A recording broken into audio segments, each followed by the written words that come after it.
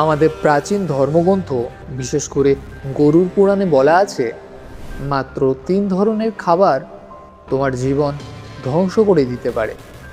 তুমি কি অজান্তেই সেগুলো খাচ্ছ? ভাবুন তো, আপনি হয়তো প্রতিদিনই এই ভুলগুলো করছেন, কিন্তু জানেনই না। একজন ধনী ব্রাহ্মণ, এক রাজপুত্র আর এক পণ্ডিত, শুধু এই 3টি ভুলের জন্যই তারা হয়ে গেছিল ভয়ঙ্কর রক্তচোষা। কি সেই 3টি খাবার? কেন এগুলো এত ভয়ঙ্কর? আর কিভাবে বাঁচবেন এই অভিশাপ থেকে? ভিডিওটি শেষ পর্যন্ত দেখুন, কারণ পরের 30 সেকেন্ড আপনি জানতে চলেছেন এমন এক সত্য যা আপনার খাওয়ার অভ্যাস চিরতরে বদলে দেবে। নমস্কার বন্ধুরা, কৃষ্ণ প্রবাহ চ্যানেলে আপনাকে স্বাগত।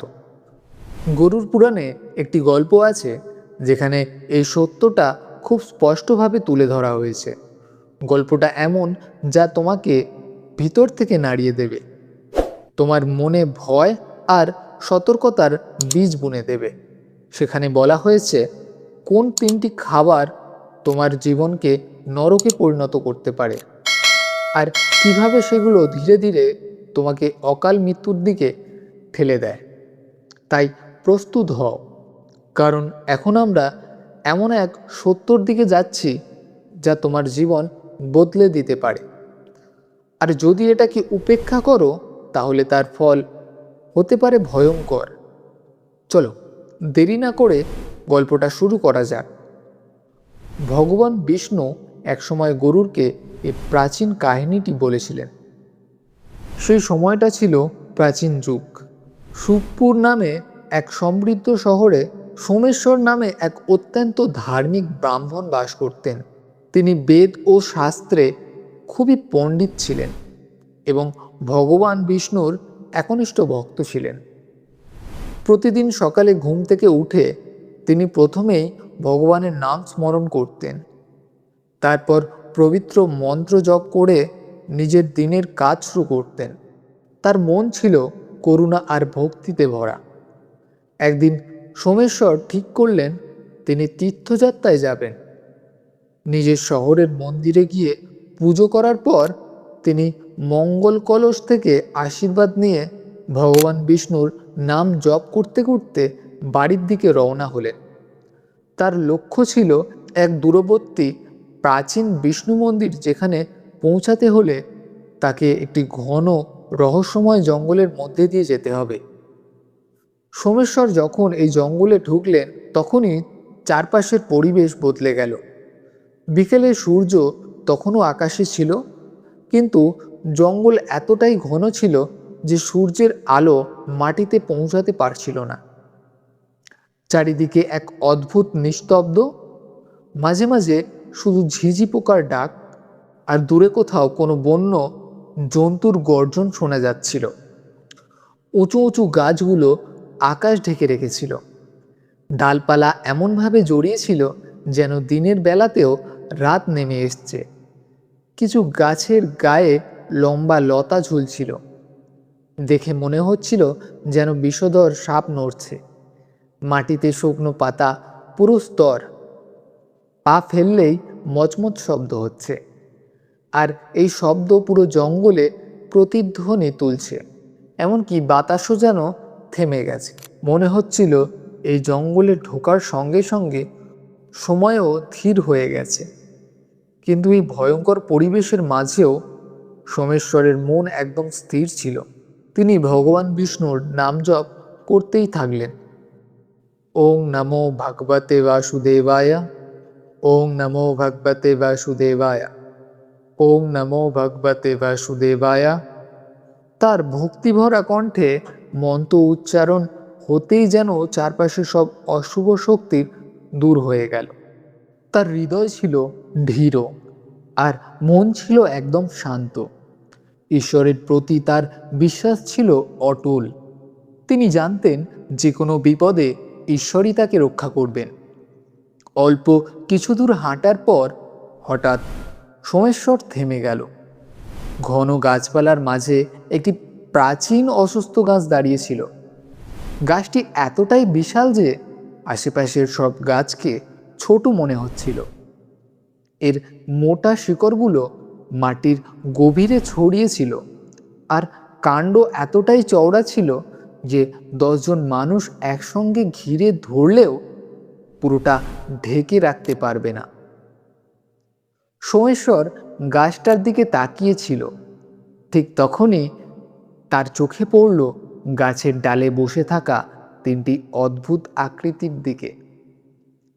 প্রথমে তার মনে হলো এগুলো হয়তো বড় কোনো পাখি, কিন্তু পরের মুহূর্তেই সে যা দেখল তাতে তার নিঃশ্বাস যেন বন্ধ হয়ে এলো। এগুলো পাখি নয়, 3টি ভয়ঙ্কর পিশাচ। তারা অসুস্থ গাছের ডালে চুপচাপ বসেছিল, যেন পথচারীদের অপেক্ষায় ওত্ত পেতে আছে। তাদের বিকৃত মুখ আর ভয়ঙ্কর দেহ দেখে জঙ্গলের নিস্তব্ধতা আরো ঘন হয়ে উঠল। প্রথম পিশাচটির নাম ছিল কালরূপ। তাকে দেখে মনে হচ্ছিল যেন হেঁটে বেড়ানো মৃত্যু। তার শরীর প্রায় কঙ্কালসার, এখানে ওখানে পচা মাংস ঝুলছে। গভীর কোঠরাগত চোখের ভেতরে কালো আগুন জ্বলছে। তার মুখ থেকে বেরিয়ে থাকা লম্বা ধারালো দাঁত দিয়ে রক্ত ঝরছে, যেন সে এই মাত্রই কোনো প্রাণীকে ছিঁড়ে খেয়েছে। সে ডালের ওপর কুঁজো হয়ে বসেছিল আর ক্ষুধার্ত জন্তুর মতো চারপাশে শুকে শুকে শিকার খুঁজছিল। দ্বিতীয় পিশাচটির নাম বিকরাল।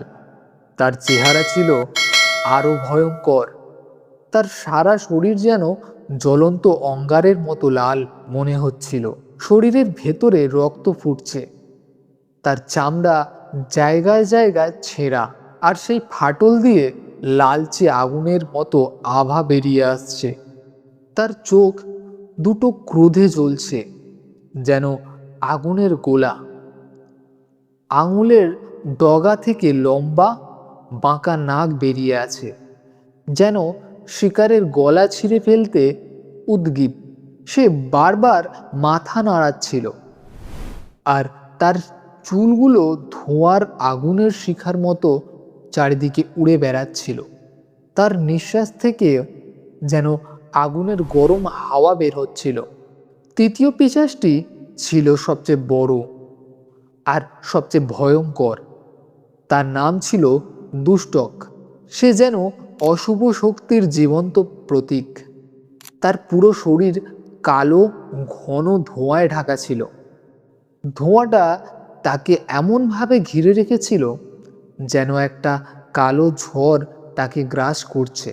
সেই ধোঁয়ার ফাঁক দিয়েই মাঝে মাঝে তার বিশাল দেহের আভাস দেখা যাচ্ছিল। বড় বড় বাহু, ফুলে ওঠা পেশি, আর মুখের মাঝে জালের মতো ফাটল, যেখান থেকে বিষাক্ত সবুজ আলো বের হচ্ছিল। তার মুখের অর্ধেকটাই ধোঁয়ায় ঢাকা, শুধু দুটো সবুজ আগুনের মতো চোখ জ্বলজ্বল করছিল। সেই চোখে এমন বিষ আর ঘৃণা ছিল যা দেখলেই যে কারোর বুক কেঁপে উঠবে। তার মুখে দুসারি ধারালো দাঁত, আর তার জিভ সাপের মতো বারবার বাইরে বেরিয়ে আসছিল। আকারে বড় হওয়ায় সে গাছের সবচেয়ে মোটা আর উঁচু ডালে বসেছিল, ঠিক যেন সেই তাদের নেতা। সোমেশ্বর যখন এই 3 পিশাচকে দেখল, তখন তার মনে পড়ল এই জঙ্গলটা পিশাচদের আস্তানা হিসাবে কুখ্যাত। লোকের মুখে শোনা যায় অন্ধকার নামলেই এই জঙ্গলে তাদের রাজত্ব শুরু হয়। কিন্তু সামনে এই ভয়ঙ্কর দৃশ্য দেখেও সোমেশ্বরের মন টলেনি, কারণ তিনি ছিলেন একনিষ্ঠ ভক্ত, যিনি সবসময় নারায়ণের নাম স্মরণ করতেন। এদিকে গাছের উপর বসে থাকা পিশাচগুলো সোমেশ্বরের পায়ের শব্দ শুনছিলেন।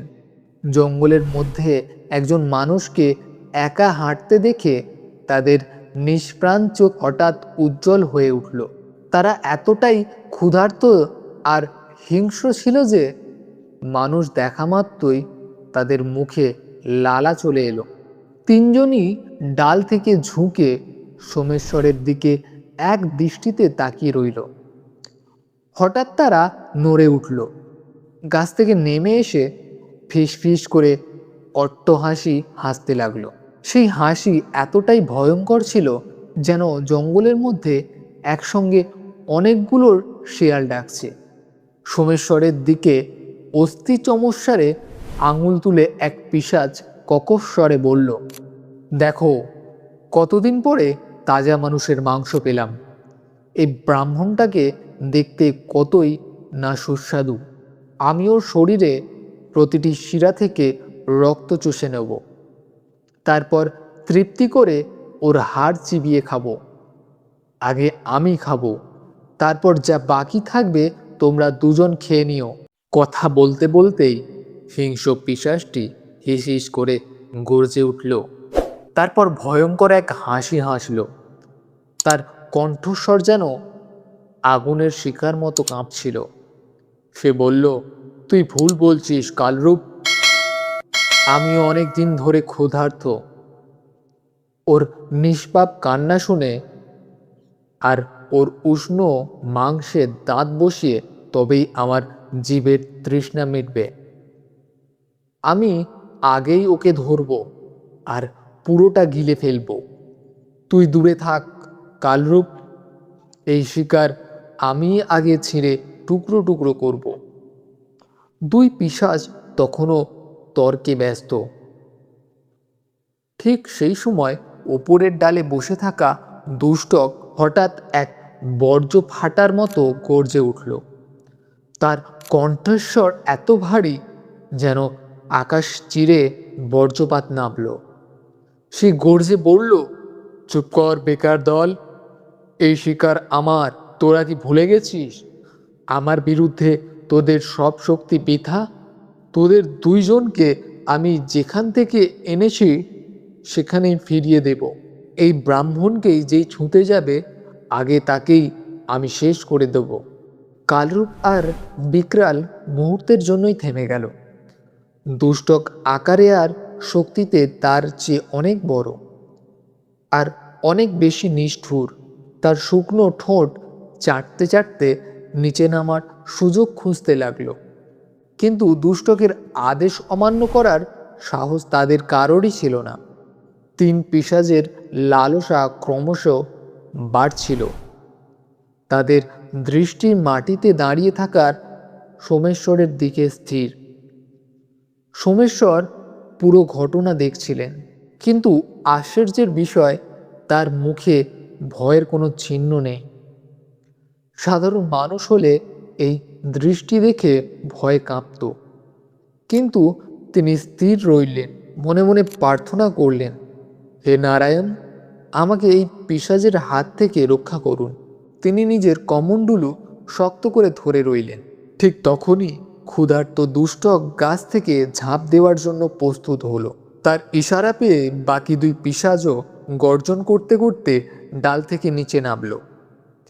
চোখের পলকে তিন পিশাচ ঝড়ের মতো চারিদিক থেকে সোমেশ্বরের দিকে ঝাঁপিয়ে পড়ল। তাদের ধারালো নখ আর বিষাক্ত দাঁত শিকার ধরার জন্য প্রস্তুত। এক মুহূর্তের জন্য মনে হলো সব শেষ, কিন্তু ঠিক সেই মুহূর্তে অন্ধকারের অরণ্য এক দিব্য আলো ছড়িয়ে পড়ল। সোমেশ্বরের নির্ভয়ে উচ্চস্বরে উচ্চারণ করলেন, ওং নমো ভগবতে বাসুদেবায়।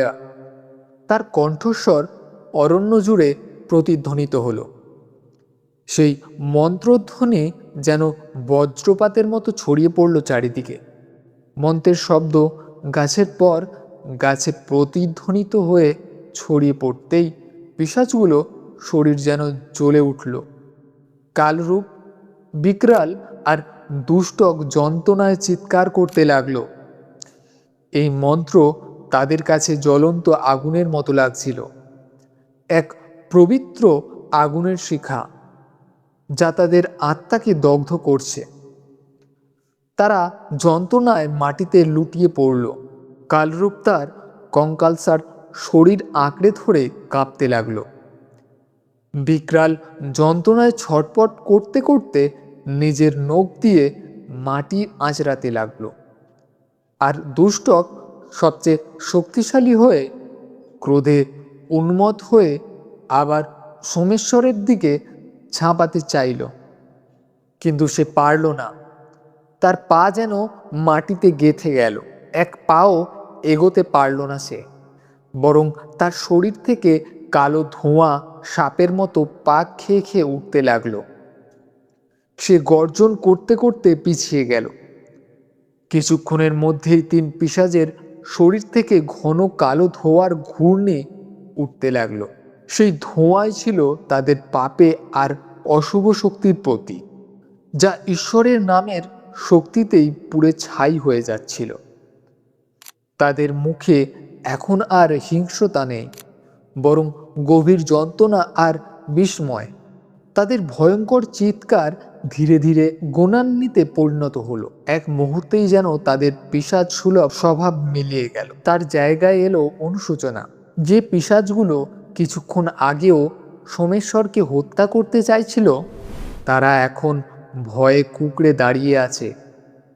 তাদের শরীর কাঁপছে, চোখ দিয়ে জল গড়িয়ে পড়ছে, যেন বহু বছরের যন্ত্রণা একসাথে বেরিয়ে এসছে। তাদের চারপাশে এক অদ্ভুত শান্ত আলো ছড়িয়ে পড়ল। কিছুক্ষণ পর যখন তাদের ক্রোধ আর অস্থিরতা কমে এলো, তারা মৃদুস্বরে বিলাপ করতে লাগলো। কালরূপ কাঁপতে কাঁপতে হাত জড়ো করে বলল, হে ব্রাহ্মণ, আপনি কে? আপনার কাছে আসতেই আমাদের স্বভাব বদলে গেল। আমরা তো জন্ম থেকেই হিংস্র, রক্তচোষা, কিন্তু আপনার মন্ত্র শুনে মনে হচ্ছে এক অদ্ভুত শান্তি পেয়েছি, যেন বুকের ওপর থেকে এক বিশাল বোঝ নেমে গেছে। বিকারাল মাথা নত করে বলল, হে মহাত্মা, আপনার আগমনে আমাদের আত্মা শান্তি পেয়েছে। আপনি কে, যিনি এমন ভয়ঙ্কর পিশাচের মনেও শান্তি আনতে পারেন?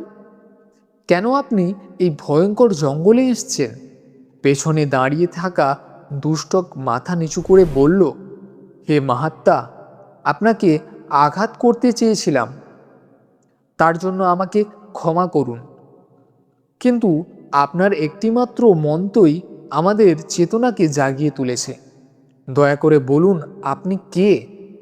ব্রাহ্মণ সোমেশ্বর করুণার চোখে তাদের দিকে তাকালেন। তিনি অনুভব করলেন এই পীড়িত আত্মাগুলোর মধ্যে সত্যিই অনুশোচনা জেগে উঠেছে। তিনি শান্ত স্বরে বললেন, তোমরা কি কখনো মানুষ ছিলে? কিছুক্ষণ আগেও যে হিংস্র লোভী পিশাচগুলো ছিল, তারা এখন একবারে সাধারণ মানুষের মতো করুণার স্বরে মিনতি করতে লাগলো। সোমেশ্বর একটু এগিয়ে এসে শান্ত গলায় বললেন, ভাই, আমি একজন সাধারণ মানুষ। আমার নাম সোমেশ্বর। আমি শুভপুর গ্রামের এক ব্রাহ্মণ। আমি ভগবান বিষ্ণুর ভক্ত। তার কৃপাতেই আমি এই ভয়ঙ্কর জঙ্গলের মধ্যে দিয়ে নির্ভয়ে হাঁটার সাহস পেয়েছি। আমি একজন তীর্থযাত্রী, কোনো সিদ্ধ পুরুষ নই। তোমাদের মধ্যে যে পরিবর্তন হয়েছে তা ভগবানের কৃপায়, এতে আমার কোনো কৃতিত্ব নেই। তিন পিশাচ মন দিয়ে তার কথা শুনতে লাগলো। তাদের মুখে এক বিস্ময় আর লজ্জার মিশ্র ছাপ। সোমেশ্বর আবার বললেন, কিন্তু তোমরা কারা? কিভাবে এমন অবস্থায় পড়লে?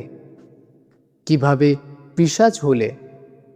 যদি বলতে ইচ্ছা করে তোমাদের কাহিনী আমাকে বলো, হয়তো ভগবানের ইচ্ছায় আমি তোমাদের সাহায্য করতে পারবো। এ কথা শুনে তিনজন একে অপরের দিকে তাকালো। কিছুক্ষণ চুপ করে রইল, যেন ভাবছে কোথা থেকে শুরু করব। অবশেষে সবচেয়ে রোগা পিশাচটি কালরূপ ধীরে ধীরে এগিয়ে এলো। তার গলা কাঁপছিল, চোখে জল ভরে উঠেছিল। ভারী কণ্ঠে সে বলল, হে ব্রাহ্মণ, আমার নাম ছিল নগেন্দ্র। আগের জন্মে আমি বৈরাগ্যপুর নামে এক শহরে থাকতাম। আমি একজন ধনী ব্যবসায়ী ছিলাম। ধনসম্পদের কোনো অভাব ছিল না আমার জীবনে। কিন্তু সেই সম্পদের সঙ্গে সঙ্গে আমার মনে ভয়ঙ্কর অহংকার আর লোভ জন্মাচ্ছিল। সোমেশ্বর মন দিয়ে শুনতে লাগলেন। কালরূপ বলতে লাগলো, অহংকারের বশে আমি খাবারের প্রতি অসম্মান দেখতে শুরু করি। আমার বাড়িতে সবসময় নানা রকমের সুস্বাদু খাবার তৈরি হতো, কিন্তু আমি সেগুলো কোনো মূল্য দিতাম না। আমি নিজের খাবার নষ্ট করতাম। উচ্ছিষ্ট খাবার অন্যদের দিতে আমার কোনো দ্বিধা ছিল না। চাকর-বাকর বা ভিক্ষুকরা কিছু চাইতে এলেই আমি তাদের উচ্ছিষ্ট খাবার দিতাম, যেন তাদের ওপর বিরাট অনুগ্রহ করেছি। আমি এমনকি অন্যের থালা থেকে উচ্ছিষ্ট খেতেও লজ্জা পেতাম না। আমার মাথায় ছিল শুধু একটুও যেন নষ্ট না হয়, আর আমার সম্পদ যেন অট্টু থাকে। কিন্তু আমি কখনো ভাবিনি খাবার আসলে ঈশ্বরের দান। আমার কাছে খাবার মানে ছিল শুধু পেট ভরানো। আমি মা অন্নপূর্ণাকে কখনো স্মরণ করিনি। খাওয়ার আগে কোনো মন্ত্রজপ করতাম না, বরং যারা করত তাদেরকে আমি উপহাস করতাম। অসংখ্যবার আমি খাবারের অপমান করেছি। কখনো ইচ্ছা করে খাবার মাটিতে ফেলে দিয়েছি, কখনো থালায় ফেলে রেখে পচতে দিয়েছি। আমার জীবনে ঈশ্বর বা ধর্মের কোনো স্থান ছিল না। আমার সব আগ্রহ ছিল শুধু স্বাদ আর সম্পদে। এই কথা বলতে বলতে তার চোখ দিয়ে জল গড়িয়ে পড়ল, কিন্তু কঙ্কালসার হাত দিয়ে সে জল মুছতে পারল না। গভীর দুঃখ ভরা গলায় সে আবার বলল, এই গুরুতর পাপের ফলেই আমার জীবনের পরিণতি খুব ভয়ঙ্কর হয়েছিল। একদিন এক সাধু আমার বাড়ির দরজায় ভিক্ষা চাইতে এলেন। তখন রাধুনী হেসে বলল, কিছু খাবার বেঁচে আছে। অহংকারে অন্ধ হয়ে আমি সেই উচ্ছিষ্ট খাবারই সাধুকে দিলাম, আর অবজ্ঞার সুরে বললাম, এটাই প্রসাদ, গ্রহণ করুন। সাধু খুব কষ্ট পেল আর রাগে আমাকে অভিশাপ দিল, তোর মতো অহংকারী আর অভদ্র মানুষ মানুষ নামে ডাকার যোগ্য নয়। যে খাদ্যের অপমান করে তার কাছ থেকে খাদ্যের চিরদিনের জন্য কেড়ে নেওয়া হবে। আমি সেই কথা হেসে উড়িয়ে দিলাম, তাকে অপমান করে তাড়িয়ে দিলাম। কিন্তু তার কিছুদিন পরেই আমার জীবনে ভয়ঙ্কর ঘটনা ঘটল। আমার নিজের বাড়িতে এক ভয়ঙ্কর আগুন লাগলো। সেই আগুনে আমার ধনসম্পদ, ঐশ্বর্য সব পুড়ে ছাই হয়ে গেল। খাদ্যের ভাণ্ডারও ধ্বংস হয়ে গেল, আর সেই আগুনই আমার জীবনের শেষ হলো। আমি ভয়ঙ্কর যন্ত্রণায় পুড়ে মারা গেলাম। মৃত্যুর পর যমদূতেরা আমাকে টেনে নিয়ে গেল যমলোকের দিকে। সেখানে চিত্রগুপ্ত আমার সব পাপের হিসাব লিখে রাখলেন। তারপর যমরাজ ক্রুদ্ধ হয়ে ঘোষণা করলেন, যে খাদ্যকে অসম্মান করে তার মানুষের জন্ম পাওয়ার কোনো অধিকার নেই। শাস্তি হিসাবে তিনি আমাকে অভিশাপ দিলেন, আমি যেন অনন্ত ক্ষুধা আর তৃষ্ণায় পুড়ে অন্ধকারে ঘুরে বেড়াই আর পিশাচ হয়ে জন্মাই। সেই থেকেই আমি এই জঙ্গলে পিশাচ হয়ে ঘুরে বেড়াচ্ছি। আমার দাঁত থেকে যে রক্ত ঝরে, সেই অশেষ ক্ষুধা সবই সেই অভিশাপের ফল। এই কথা বলতে বলতে কালরূপ কেঁদে ফেলল। কাঁপা গলায় এসে বলল, আমি জানি না কত বছর কেটে গেছে, হয়তো শত শত বছর ধরে আমি এই যন্ত্রণায় ভুগছি। তার এই দুঃখের কাহিনী শুনে বিকরাল আর দুষ্টের মুখেও লজ্জা আর বেদনায় ভরে উঠল। দয়ালু মনে সোমেশ্বর তাকে সান্ত্বনা দিয়ে বললেন, ওরে পিশাচ, তুই নিজের পাপ স্বীকার করেছিস, এটাই বড় সাহসের কাজ। ভগবান নিশ্চয়ই তোকে কৃপা করবেন। এরপর দ্বিতীয় পিশাচ বিকারাল ধীরে ধীরে সামনে এগিয়ে এলো। সে হাত জড়ো করে বলল, হে ব্রাহ্মণ, আমার নাম ছিল বীরেন্দ্র। আগের জন্মে আমি রত্নপুরের রাজপুত্র ছিলাম। বিলাসিতার মধ্যে বড় হতে হতে আমার মধ্যে ভয়ঙ্কর অহংকার জন্মায়। আমি খুব সহজেই রেগে যেতাম। আমার গল্প এই ভাইয়ের থেকে আলাদা হলেও কিছু দিক এই রকমই। আমাদের প্রাসাদে প্রতিদিন রাজকীয় ভোজের আয়োজন হতো। আমার থালা ভরে থাকতো নানা রকম সুস্বাদু পদে, কিন্তু সেই খাবারের সম্মান করার মতো বুদ্ধি আমার ছিল না। রাজপরিবারে খাবার নিয়ে কিছু নিয়মকানুন ছিল, কিন্তু আমি সেগুলো একেবারেই মানতাম না। খাবার আগে প্রার্থনা করা তো দূরের কথা, ঈশ্বরকে স্মরণ করার কথা শুনলেই আমি উপহাস করতাম। অনেক সময় আমি নোংরা কাপড় পরে হাত না ধুয়ে খাবারের ওপর ঝাঁপিয়ে পড়তাম। খাবারের সময় কোনো শিষ্টাচার মানতাম না। নোংরা হাতে বারবার থালায় হাত দিতাম। এটি আমার অভ্যাস হয়ে গেছিল। খাবারের পবিত্রতাকে আমি তুচ্ছ মনে করতাম, ইচ্ছা করেই তাকে অপবিত্র করতাম। আমার অহংকার এতটাই বেড়ে গেছিল যে রাগ হলে আমি থালা তুলে ছুঁড়ে ফেলে দিতাম, খাবার যতই ভালো হোক না কেন। চাকর বাকর রাঁধুনিরা সবাই ভয়ে কাঁপত, কিন্তু কেউ কিছু বলার সাহস পেত না। প্রাসাদে দেবী অন্নপূর্ণার উদ্দেশ্যে যে নৈবেদ্য দেওয়া হতো, আমি তা কখনো শ্রদ্ধা করে গ্রহণ করতাম না। বেশিরভাগ সময় ফেলে দিতাম। অনেক সময় উচ্ছিষ্ট খেতেও আমার আপত্তি ছিল না। যা ইচ্ছা হতো তাই করতাম। আমি কখনো মা অন্নপূর্ণাকে সম্মান করিনি। কখনো ভাবিনি জীবনের মানে শুধু খাওয়া নয়, এর মধ্যেও পবিত্রতা আছে। রাজপুত্র হওয়ার অহংকারে আমি সব সীমা ছাড়িয়ে গেছিলাম। এই পর্যন্ত বলে বিকরাল কেঁদে ফেলল। কিছুক্ষণ থেমে আবার বলতে শুরু করলো, একদিন আমাদের রাজ্যে এক বিশাল যজ্ঞের আয়োজন শুরু করে। দূর দূরান্ত থেকে ঋষিমুনি সাধুরা আসেন। যজ্ঞ শেষে যখন প্রসাদ বিতরণ হচ্ছিল, তখন আমি চরম অসম্মান করলাম। আমি প্রসাদকে তুচ্ছ ভেবে তা স্পর্শ করতে অস্বীকার করে চলে যেতে লাগলাম। একজন বৃদ্ধ গুরু আমাকে থামিয়ে বললেন, প্রসাদ ঈশ্বরের আশীর্বাদ, এর অসম্মান ভয়ঙ্কর ফল ডেকে আনতে পারে। কিন্তু আমি তখন যুবকের অহংকারের অন্ধ। আমি তার সঙ্গে তর্কে জড়িয়ে পড়লাম।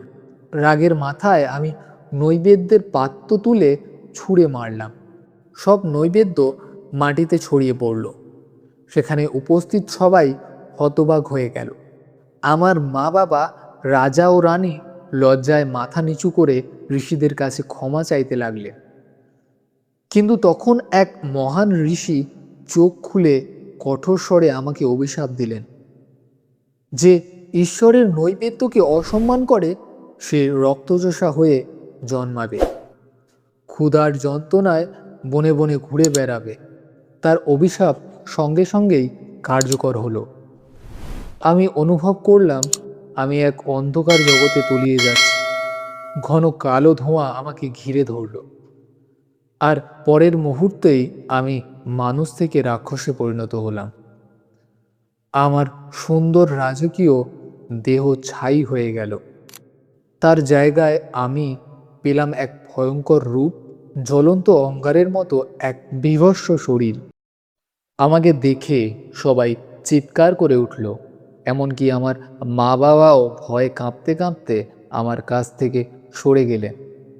ঠিক সেই মুহূর্তে আমাকে প্রাসাদ থেকে তাড়িয়ে দেওয়া হলো।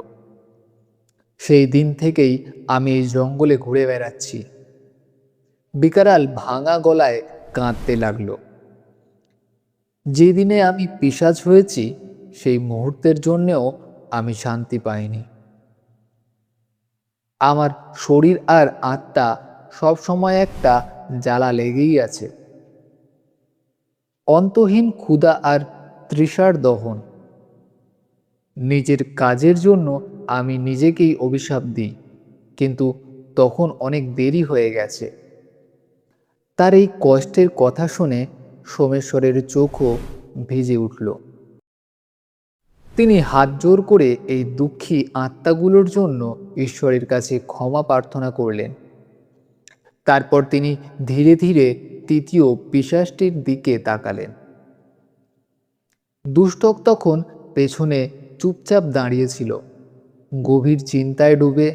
তার সঙ্গীদের কথা শুনতে শুনতে তার চোখ থেকে কয়েক ফোঁটা জল গড়িয়ে পড়ছিল, যা তার জ্বলন্ত সবুজ চোখ থেকে বেরিয়ে কালো ধোঁয়ার মধ্যে মিলিয়ে যাচ্ছিল। সোমেশ্বরের দৃষ্টি পড়তেই সে ধীরে ধীরে সামনে এগিয়ে এলো। এত বড় আর ভয়ঙ্কর রূপের মাঝেও তার দুঃখ যেন স্পষ্ট বোঝা যাচ্ছিল। সোমেশ্বর শান্তভাবে তার কথা শোনার জন্য প্রস্তুত হলেন। পিশাচটি ভারী কর্কশ গলায় বলতে শুরু করল, হে ব্রাহ্মণ, আমি এক ধার্মিক ব্রাহ্মণ পরিবারে জন্মেছিলাম।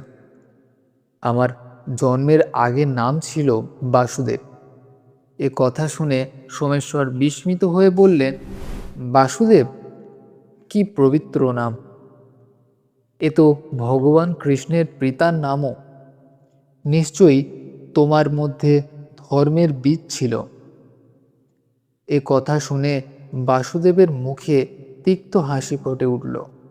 সে বলল, হ্যাঁ, নামটা পবিত্র ছিল, কিন্তু আমি তার মর্যাদা রাখতে পারিনি।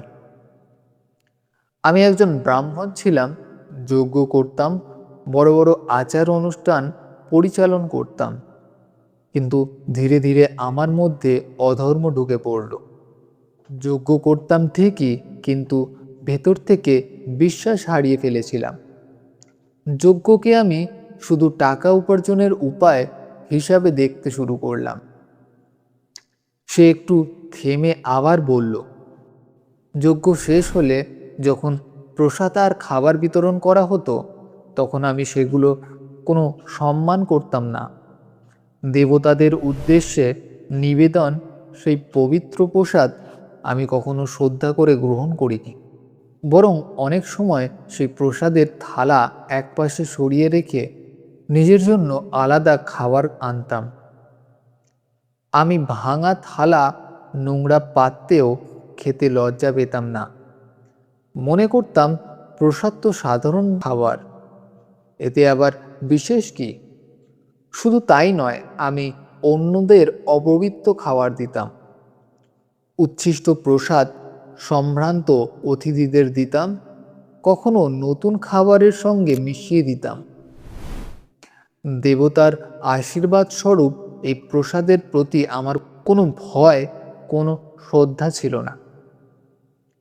আমার মন ভরে গেছিল অজ্ঞাতার আর পাপে। আমার কাজের মাধ্যমে আমি মা অন্নপূর্ণা আর স্বয়ং ঈশ্বরকে অপমান করেছি। তার গলা আরো ভারী হয়ে এলো। সে বলল, এক সময় আমার পাপ চরমে পৌঁছালো। এক বড় যজ্ঞের পর যখন আমি আমার প্রসাদের অপমান করছিলাম, তখন হঠাৎ যজ্ঞের আগুনের মধ্যে আমি এক মুহূর্তের জন্য মা অন্নপূর্ণাকে দেখলাম। মনে হলো স্বয়ং দেবী আবির্ভূত হয়েছেন আর ক্ষুদ্র চোখে আমার দিকে তাকিয়ে আছেন। সেই মুহূর্তেই আমি বুঝে গেছিলাম আমার শেষ সময় এসে গেছে। তার পরের দিনই আমি এক ভয়ঙ্কর রোগে আক্রান্ত হলাম। কিছুদিনের মধ্যেই সেই রোগে আমার মৃত্যু হলো। আর আমার মৃত্যুর পর আমি সরাসরি এই জঙ্গলে পিশাচ হয়ে জন্ম নিলাম। মনে হলো আমি সঙ্গে সঙ্গেই আমার শাস্তি পেয়ে গেছি। সে গভীর নিঃশ্বাস নিয়ে বলল, এই অভিশপ্ত রূপে এসে আমি বুঝতে পারলাম জীবনে কত বড় পাপ করেছি। এখন আর কিছু করেই সেই পাপ মোচন করতে পারবো না। আগের জন্মের নৈবেদ্য অপবিত্র করার ফলেই আজ এই অবস্থা। এই পিশাচ রূপে আমাকে প্রতিদিন অর্ধ খাওয়া পচা মাংস খেতে হয়। যে পবিত্র প্রসাদ আমি অপমান করেছিলাম তার পবিত্রতা আমার কাছ থেকে চিরতরে কেড়ে নেওয়া হয়েছে। এ কথা বলে বাসুদেব চুপ করে গেল। নিজেদের অতীতের কথা মনে করে তিন পিশাচি কাঁদতে লাগল। ঘন জঙ্গলে গভীর নীরবতা নেমে এলো। শুধু তাদের কান্নার শব্দ আর মাঝে মাঝে পাতার মর্মর ধ্বনি শোনা যাচ্ছিল। সোমেশ্বরও স্তব্ধ হয়ে গেলেন। এমন কাহিনী তিনি কখনো শোনেননি। খাবারের আত্মসম্মানের মতো একটি সাধারণ পাপ যে কাউকে এমন ভয়ঙ্কর পরিণতির দিকে ঠেলে দিতে পারে, তার সামনে তিনি জীবন্ত প্রমাণ দেখেছেন। কিছুক্ষণ পর তিন পিশাচ চোখের জল মুছে হাত জড়ো করে সোমেশ্বরের পায়ের কাছে লুটিয়ে পড়ল। তাদের রাক্ষসের রূপ থাকলেও তাদের হৃদয় তখন ভক্তি আর বিনয়ে ভরে উঠেছে। মৃত্যু আর অশুভের এই ভয়ঙ্কর রূপগুলো এবার করুণ কণ্ঠে বলল, হে মহাত্মা, আপনার পবিত্র মন্ত্র আমাকে ভয়ঙ্কর পাপের কথা মনে করিয়ে দিয়েছি। আমরা অনুতাপ করার সুযোগ পেয়েছি। আপনার কারণেই আমাদের হৃদয়ের ঈশ্বরের প্রতি ভক্তি জেগে উঠেছে। না হলে আমরা সব ভুলে গিয়ে শুধু রক্তচোষা হিসাবে বেঁচে থাকতাম। আপনি আমাদের ডুবে যাওয়ার আগেই রক্ষা করেছেন। এখন আমরা আপনার কাছে মোক্ষের পথ চাই। আমাদের মতো পাপীদের কি ক্ষমা আর মুক্তি পাওয়া সম্ভব? আমরা আমাদের কাজের জন্য খুব লজ্জিত আর সত্যি মন থেকে ঈশ্বরের কাছে ক্ষমা চাইতে চাই। তিন পিশাচের এই করুণা আবেদন শুনে সোমেশ্বরের হৃদয় গলে গেল। তিনি তাদের উঠে দাঁড়াতে ইশারা করে স্নেহ ভরে বললেন, ভগবান বিষ্ণুর কৃপা অসীম। তিনি পতিতদের উদ্ধার করেন, এমনকি সবচেয়ে অধিপতিত্বের মানুষকেও তিনি রক্ষা করেন। তোমরা আন্তরিকভাবে নিজের ভুল স্বীকার করেছ, অনুতাপ করেছ, এটাই বড় কাজ। যখন কেউ নির্মল মনে ক্ষমা চায়, ঈশ্বর তাকে অবশ্যই ক্ষমা করেন। যতদিন প্রাণ আছে ততদিন সংশোধনের সুযোগ থাকে। এই বলে সোমেশ্বর আকাশের দিকে হাত তুলে প্রার্থনা করলেন, হে ভগবান বিষ্ণু, এই প্রাণীদের প্রতি দয়া করুন। খাদ্যকে অসম্মান করে এরা গুরুতর পাপ করেছে, কিন্তু এখন তারা নিজেদের ভুল বুঝেছে। দয়া করে এদের ক্ষমা করুন এবং মোক্ষ দান করুন। সোমেশ্বরের প্রার্থনার শেষ হতেই জঙ্গলের পরিবেশ হঠাৎ বদলে গেল। আকাশ থেকে এক অপূর্ব দিব্য আলো নেমে এসে তাদের তিন পিশাচের ওপর পড়ল। সেই আলো ছুঁতেই তাদের রাক্ষসের দেহ কেঁপে উঠল আর ধীরে ধীরে ধোঁয়ার মতো মিলিয়ে যেতে লাগল। কালরূপ, বিকরল আর দুষ্টক বিস্ময়ে নিজেদের হাত পার দিকে তাকিয়ে রইল, যেগুলো ধীরে ধীরে স্বচ্ছ হয়ে যাচ্ছে। তাদের মুখের যন্ত্রণার ছাপ মুছে গিয়ে সেখানে শান্তির হাসি ফুটে উঠল। তারা তিনজনই হাত জড়ো করে চোখ বন্ধ করল। উজ্জ্বল আলো ভেসে তাদের দেহে ধীরে ধীরে বিলীন হয়ে গেল। মুহূর্তের মধ্যেই তাদের স্থূল শরীর অদৃশ্য হয়ে গেল। সেখানে শুধু তিনটি জ্যোতিষ্ময় আত্মা রয়ে গেল, যেন তিনটি আলোর গোলক।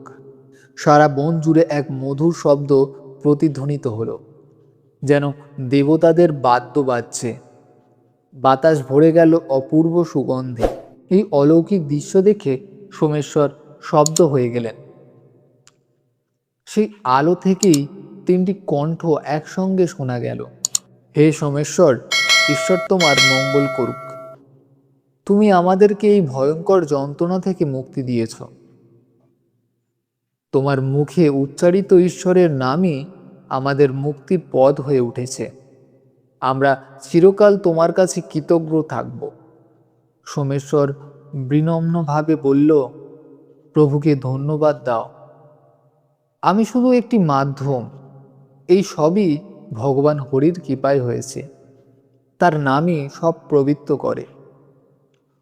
তোমরা মোক্ষ লাভ করে ভগবানের ধামে যাও, শান্তি লাভ করো।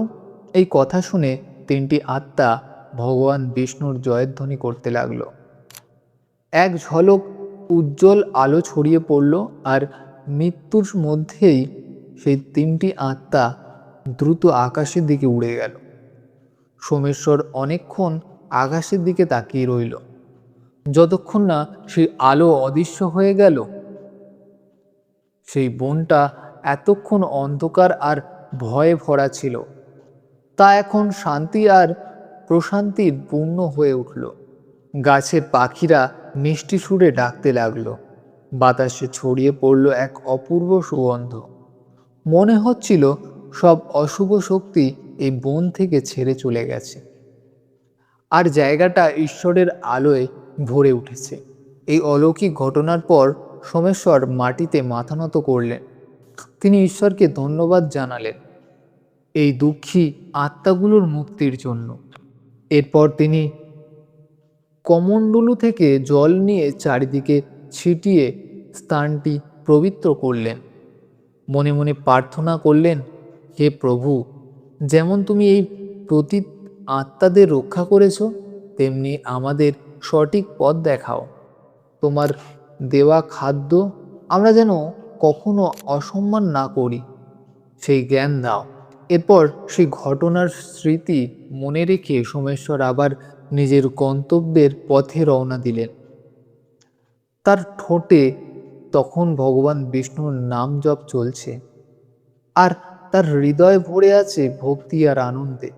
পথ চলতে চলতে তিনি ভাবতে লাগলেন, খাদ্যের অসম্মান কত ভয়ঙ্কর পরিণতি ডেকে আনতে পারে।